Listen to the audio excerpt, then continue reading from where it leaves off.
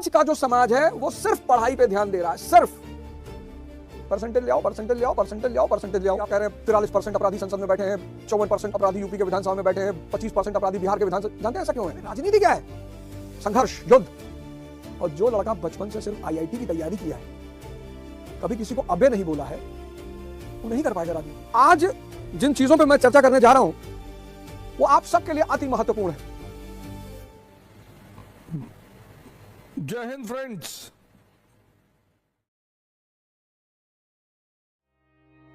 आज जिन चीजों पे मैं चर्चा करने जा रहा हूं वो आप सबके लिए अति महत्वपूर्ण है।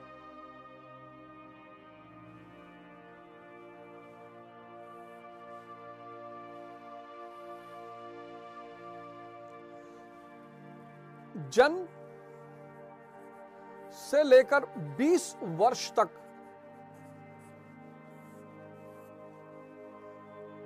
यह व्यक्ति का वो समय है जब वो स्कूल से, परिवार से, समाज से और अन्य फैक्टर है। अन्य में अब तो बहुत कुछ आती हैं। हमारे जमाने में टीवी आता था, रेडियो आता था। मेरे जमाने में तो रेडियो आता था। मैं जब 20 साल के आसपास हुआ तो तब जाके टीवी का जमाना शुरू हुआ। तो हम तो टीवी के जमाने के रहे नहीं। लेकिन अब जो जमाना चल रहा है उस अन्य में बहुत कुछ आता है और उसमें एक बहुत खतरनाक चीज आती है, मोबाइल। ये वो समय है जब व्यक्ति के जीवन में संस्कार पैदा होते हैं। इसके बाद संस्कार पैदा करना नामुमकिन है, नामुमकिन। मतलब 20 वर्ष के बाद अगर संस्कार बदलते हैं,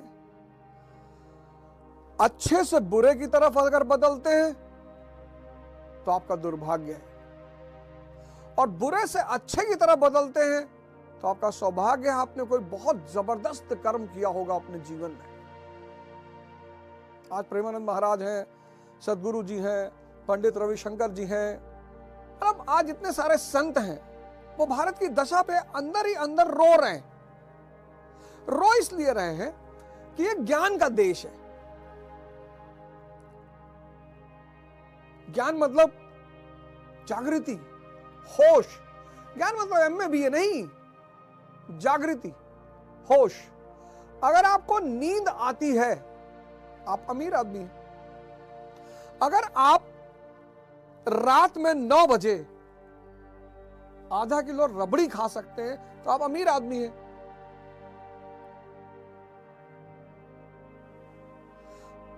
अगर आप अपने संकल्पों को पूरा कर लेते हैं, जैसे आपने सोचा मुझे 6 घंटा पढ़ना है और आप 8 घंटे पढ़ गए, आप अमीर आदमी हैं।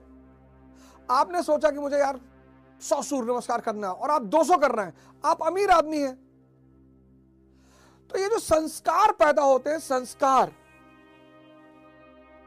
अब आज का जो समाज है वो सिर्फ पढ़ाई पे ध्यान दे रहा है, सिर्फ परसेंटेज ले आओ, परसेंटेज ले आओ, परसेंटेज ले आओ, परसेंटेज ले आओ। आज आपने देखा एक बड़ी अजीब बात आपने देखा कि आप कह रहे हैं 43% अपराधी संसद में बैठे हैं, 54% अपराधी यूपी के विधानसभा में बैठे हैं, 25% अपराधी बिहार के विधानसभा। जानते हैं ऐसा क्यों है? ये जो अपराधी है ना, भाई राजनीति क्या है? संघर्ष, युद्ध, हंगामा, बवाल। और जो लड़का बचपन से सिर्फ आईआईटी की तैयारी किया है, कभी किसी को अबे नहीं बोला है, वो नहीं कर पाएगा राजनीति। आज पढ़े लिखे लोग राजनीति में क्यों नहीं एंटर कर पा रहे हैं? मैं तो भुक्तभोगी हूं, मतलब अनुभव। पहले 10 दिन तो इतना लोगों ने डराया, मास्टर पत्थर फेंका जाएगा ऊपर से, मास्टर गोली चल जाएगी, मास्टर ये हो जाएगा। मैं 10 दिन लोगों को वॉच करता रहा। उनका मोटिव यह था किसी तरह ये आदमी भाग जाए, क्योंकि ज्यादातर लोग जानते थे कि भाई यूपीएससी का टीचर है, पढ़ाने। टीचर को हमारे देश में दबा कुचला माना ही जाता है। और एक पिक्चर आई थी जिगर, उसमें कहता है ना गुलशन ग्रोवर कि हम इंस्पेक्टर जरा दूसरे किस्म के हैं। 10 दिन बाद जब मैंने अपना रूप दिखाना शुरू किया ना, तब लोगों को लगा कि अरे मास्टर। और पटपटगंज के चुनाव में पहली बार आम आदमी पार्टी का कोई कार्यकर्ता मारा नहीं गया। पहली बार पटपटगंज के चुनाव में पहली बार आम आदमी पार्टी का कोई कार्यकर्ता मारा नहीं गया। तो मुझे लगा कि यार ये शिक्षा, ये जो दौर है ना, जन्म से 20 वर्ष का दौर है, ये दौर है शिक्षा और संस्कार। अब ये जो हमारे so called English medium schools हैं, मिशनरी स्कूल्स हैं, ये शिक्षा तो बड़ी अच्छी दे रहे हैं। ये और 20 वर्ष के बाद आपका जीवन महाभारत में प्रवेश कर जाता है। कुछ लोग दुर्भाग्यशाली हैं, या मैं कहूं कि भगवान उनके ऊपर कुछ ज्यादा मेहरबान है कि 10 साल से महाभारत, पता लगा माँ बाप नहीं है, मर गए, पता लगा घर का दिवालिया निकल गया, आर्थिक। बहुत सारे लोग हैं जिन्होंने बचपन से संघर्षों को देखा है।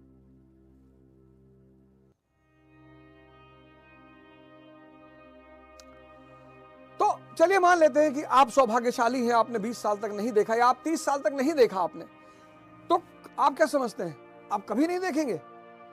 राहुल गांधी जी ने 40 साल में देखना शुरू किया और आज तक देख रहे हैं। संघर्ष ने किसी को माफ नहीं किया। यही है आज के एपिसोड, संघर्ष ने किसी को माफ नहीं किया। मैं आपको 4 नाम लिखा देता हूं। एक कांग्रेस के नेता है राहुल जी, देखो 40 साल, या मैं कहूं अगर आज वो 55 साल के हैं तो 30 साल से ये संघर्ष में इन्होंने एंट्री की और कर रहे हैं, और भगवान चाहेगा तो सफलता मिलेगी, कोई बात नहीं, संघर्ष तो चलता रहता है। अखिलेश यादव जी को आप देखो, 2012 से 15,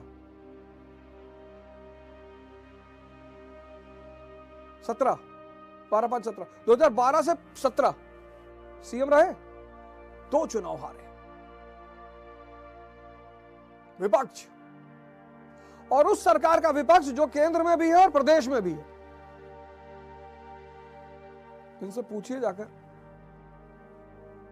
इनसे जाकर पूछिए संघर्ष क्या होता है।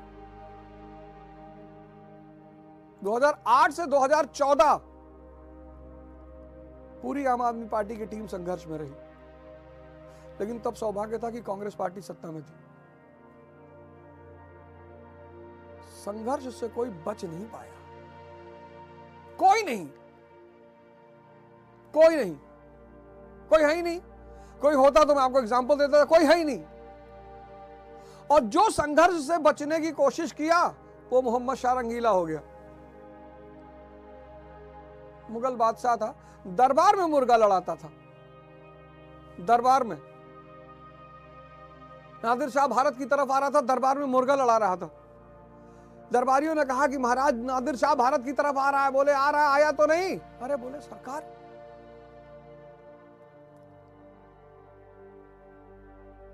करनाल का युद्ध हुआ 1739, बहुत मारा नादिर शाह ने, मुर्गा बना दिया मोहम्मद शाह को। कहा अंकल जी गलती हो गई। बोला कौन है भैया?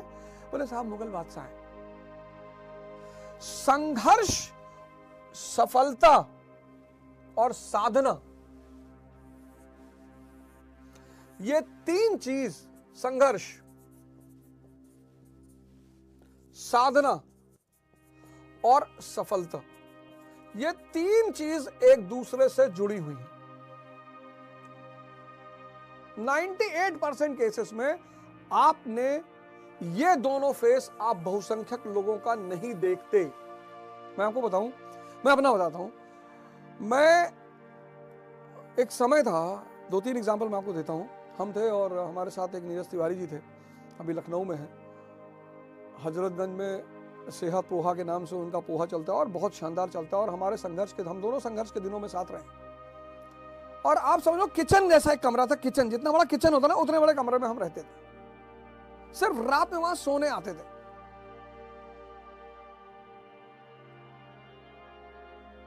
मतलब कितनी कहानियां, लेकिन वो मेरे जीवन में ही नहीं है, सबके। संघर्ष जीवन का अभिन्न अंग है।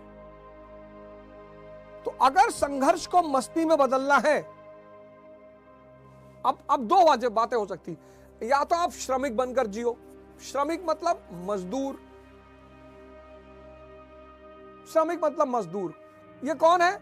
ये वो है जो रो रहा है, बेहोश है, दुखी है, इसके पास खुशी होने की इतनी वजह है, इतनी, पर ये हो ही नहीं पा रहा। और दुनिया में सारी उपलब्धि खुशी की है। जो काम मस्ती में कर दोगे उसका परिणाम आ जाएगा। जो काम खाना मस्ती से बना दोगे, खाना टेस्टी बन जाएगा। तैयारी मस्ती में कर दोगे, सिलेक्शन हो जाएगा। मतलब ये नियम है, जो काम मस्ती में कर दोगे उस काम के सुखद परिणाम आएंगे। और जितने काम रो रो के करोगे उन सब कामों में असफलता, निराशा, हताशा, इसके सिवा कुछ भी नहीं मिलेगा। और जिंदगी बख्शती किसी को नहीं। ये श्रमिक है, बेहोश, ये रो रहा है, भैया हमारी तकदीर बहुत खराब है, भैया हम पढ़ ले, हम भैया पढ़ नहीं पाए, भैया क्या बताए, भैया कुछ नहीं होता पढ़ाई वढ़ाई से, समझ से होता है। कबीरदास भी नहीं पढ़े, संत रविदास जी नहीं पढ़े। ये दूसरा है जो इन दोनों कर रहा है, वो श्रमण है। श्रमण मतलब होश, मस्ती। पढ़ाई कर रहा है, होश में कर रहा है, मस्ती में कर रहा है, ये श्रमण है। तो हमारे देश में क्या हुआ, इस शब्द को, श्रमण शब्द को कहा सन्यासी। इस शब्द का अर्थ ही घुमा दिया।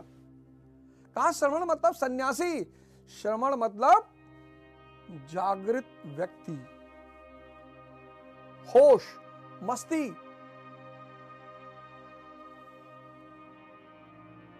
और इसको पैदा करने का सूत्र कहां छिपा है?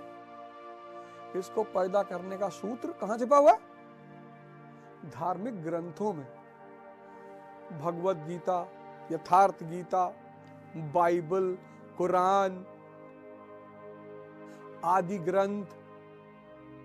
भारत की फौज देखो, दुनिया की सबसे बेहतरीन फौज। किसी भारतीय सोल्जर को देखो, कभी जाओ देखो किसी भारतीय सिपाही सैनिक को, सेना के सिपाही को देखो, पुलिस के सिपाही नहीं। तो कुछ लोगों की तोंद निकली हुई है बाहर, सेना।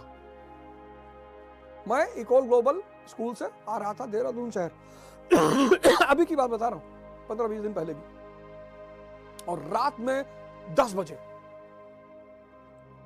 वहां एक बुद्धिस्ट मोनेस्ट्री पड़ती है, रात में 10 बजे उस घने जंगल में आईएमए के कैडेट्स, गन, लगेज, रात में 10 बजे जॉगिंग करते हुए जा रहे थे।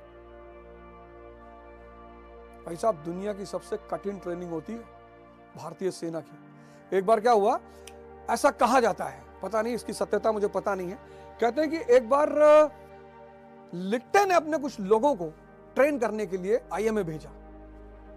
इसकी सत्यता पर मुझे वो नहीं, मैंने सुना है। तो प्रभाकरन के कुछ लोग शायद आए ट्रेनिंग के लिए, बोला भैया अमेरिका की फोर्स आई ट्रेनिंग के लिए, बोली यहां तो मानव अधिकार का हनन होता है। अब भारतीय सेना के सिपाही का देखो, एकदम स्लिम। एक पिक्चर आई थी प्रहार, भारतीय सेना पे है ये फिल्म, आप जरूर देखिएगा, नाना पाटेकर की है, अ सोल्जर नेवर क्विट्स। थोड़ी बड़ी झलक है। तो वो ताकत भारतीय सेना की कहां से पैदा हुई है? संघर्ष से, परिश्रम से, तपस्या से। तो आप बच जाओगे क्या? नहीं बचोगे। ध्यान करना पड़ेगा, मन को मजबूत करना पड़ेगा। सुबह 6 बजे आज एक साहब से मेरी बात हो रही थी। आजकल मैं एक सेशन काउंसलिंग का लेता हूं, पर डे 10 लोगों को मैं काउंसल करता हूं पर डे। पर डे 10 लोगों को मैं काउंसिल करता हूं, ऑफलाइन और ऑनलाइन दोनों। कोई समस्या हो आपके जीवन की, पढ़ाई से संबंधित, कंपटीशन से संबंधित, विवाह से संबंधित कोई समस्या, आप मुझसे ऑफलाइन भी कांटेक्ट कर सकते हैं, आप मुझसे ऑनलाइन भी कांटेक्ट कर सकते हैं। मैं आपको एक व्हाट्सएप नंबर दे दूंगा, आप उस नंबर को पर मैसेज डालिएगा, आपको अपॉइंटमेंट मिल जाएगी।